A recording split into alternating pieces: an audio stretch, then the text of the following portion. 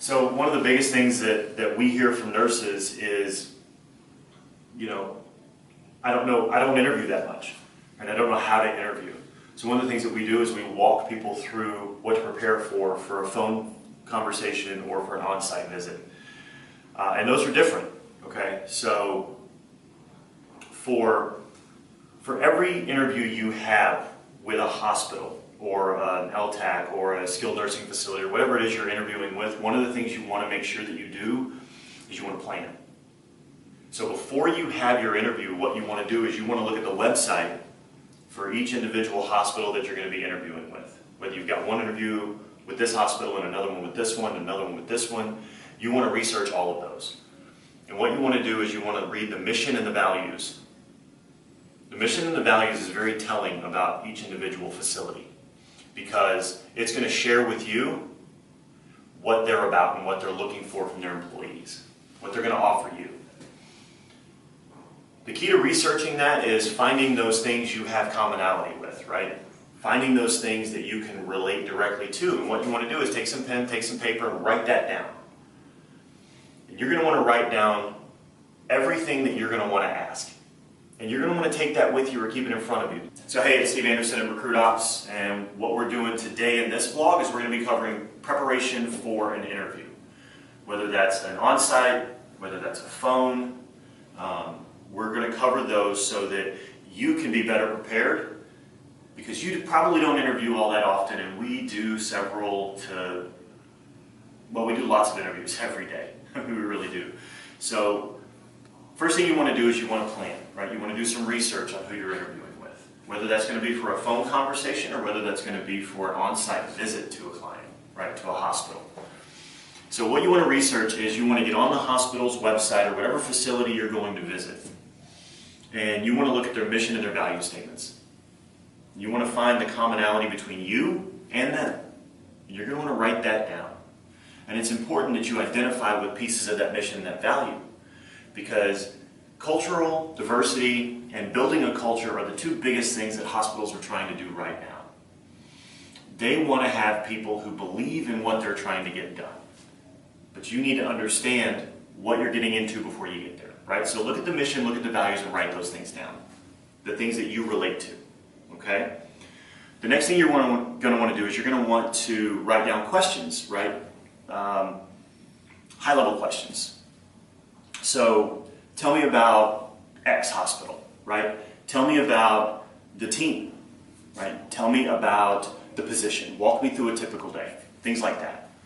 And the reason you want to do that is because as you move through the conversation, whether it's an on-site visit or a phone conversation, you're going to be required to ask questions. It's better to have those handy, right? Have them and not need them than need them and not have them, right? So write those things down, and you're going to want to keep those things with you, okay? Next thing you're going to want to do is you're going to want to write down more finite or specific type questions, right? So questions regarding, number of patients, types of skills required. When you ask them again about the typical day, right? See if we're getting the same answers from both questions, okay? So on our website, we're going to post a bunch of questions that you guys can use, and prior to every conversation, we're actually going to send you some suggested questions that you can use as well.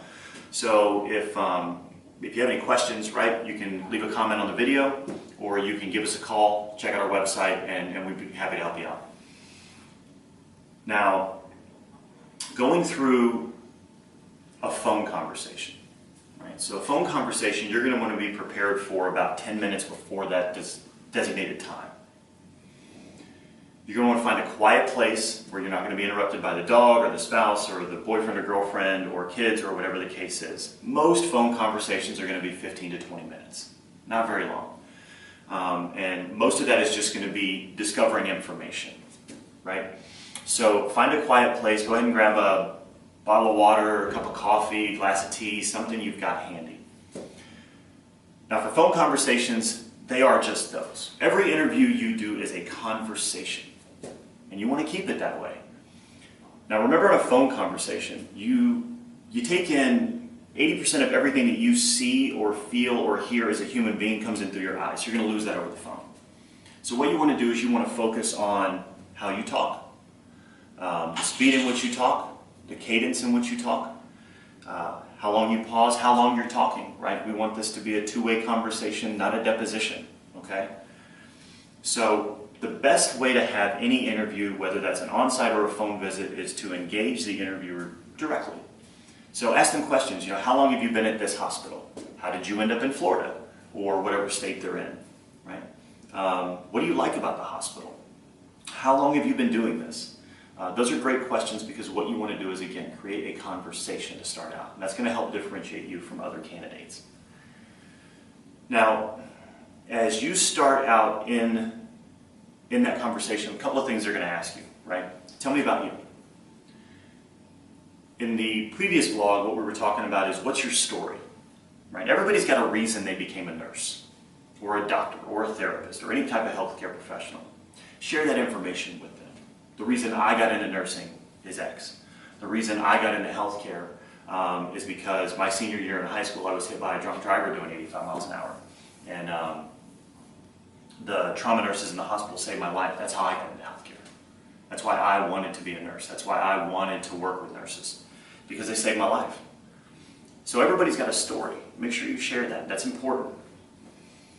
Now, when they start asking you questions, right? One of the things you also want to make sure you write down is, write down 5 awesome things about you. Difficult patients you've handled, difficult cases you've worked with, awards you've gotten, special certifications that you've received, right? Special awards from your previous employers or current employers that you've received.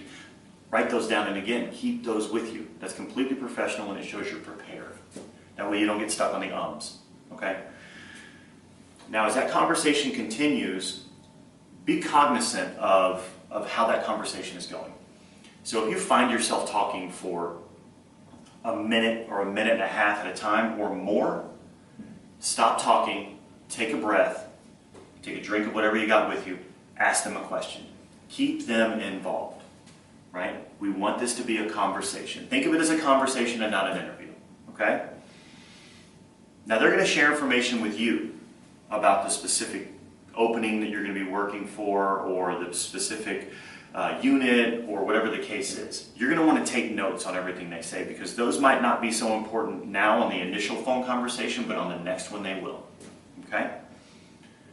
Continuing to move through the conversation. If you feel like it's not going well, feelings aren't facts. Okay?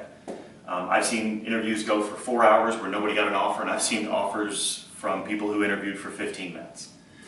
You can't really tell, and because you're probably a little nervous, or vice versa, a little cocky, you might not really have a good gauge on how it's going. That's our job. That's what we do. So don't worry about that. We'll handle that on the back end when everything is done. Okay? Now, a couple of big things to remember. People are always going to ask you, why are you looking for a particular position? Why are you looking for a new opportunity? Why are you leaving your current employer? Just remember this, right? There's a couple of different things you can do, but what's important is to remember it's never a good idea to badmouth an employer, current or previous. So try to keep your answers succinct, because what you don't want to do is open up a can of worms, right? You don't want to get digging into why you're looking. If you're looking because you feel like it's no longer a good fit, you've kind of outgrown the position, if there's no real career growth or path for you and you're really looking for more in your career, those are all complete answers that you can absolutely use, okay? Now, compensation, this is where it gets tricky. You hear this all the time, right? That the first rule of negotiating is the first person to throw out a number loses, okay? So, a couple of things to remember when it comes to compensation. As an RN, a doctor, a nurse, therapist, whatever the case is, you may find yourself thinking, I've got this number in my head. But that number may not be what the market can bear for you, right? Compensation is always going to be factored on education level, years of experience, specialty, certifications. Those are all little pieces that hospitals use to calculate how much compensation you're going to get. So what we try to tell people to do is keep away from talking about compensation if you can help it. If you find that they're offering you something and you think it's low, whether it's $1 low or $3 low, whatever the case is, remember this: the more people like you, the more a facility understands who you are and what you're looking for, the more money they're going to want to pay you, okay? So try to keep compensation out of the discussion until you get to a point where you've developed a really good rapport with them, and that's usually on that on-site visit, okay? Now, if you get pressed for compensation, the only way to respond to that is verbatim: I am open to any reasonable offer. Because the number in your head might not match what they're looking for. So if you throw out some crazy number, you're no longer that awesome nurse, you're now that crazy person with this number hanging around your neck. And that's what they're going to be focused on. Keep them focused on you, okay? Once you complete a conversation on the phone, always remember this: if you've got their contact information, send them the new thank you card, which is an email thanking them for their time. That's going to help differentiate you as well. And that's what's important. With the shortage the way it is, when you're applying directly to hospitals, what you have to understand is you are going into a computer system where you become a paperclip in a box full of paperclips. How do you differentiate yourself? One of the best ways you can do that is working with a really strong recruiting company who's got direct relationships with those hospitals. That's key. If you choose to do it on your own, which is fine, what you want to do is you want to make sure that when you apply, you're applying to positions that fit your current experience, not your previous experience, your current experience. So that's the information that we typically use for phone conversations, right? Those initial phone interviews. Again, the important thing to remember is these are conversations. So in the next vlog, what we're going to cover is we're going to cover information about the on-site, how to have that conversation, how to prepare, how to research, right? How to plan, and how to get yourself ready to put your best foot forward. So that's what we're going to cover now. And then thank you guys so much for watching. And any comments, concerns, any suggestions, we would love to hear from you on that. And the subscribe button is right around here.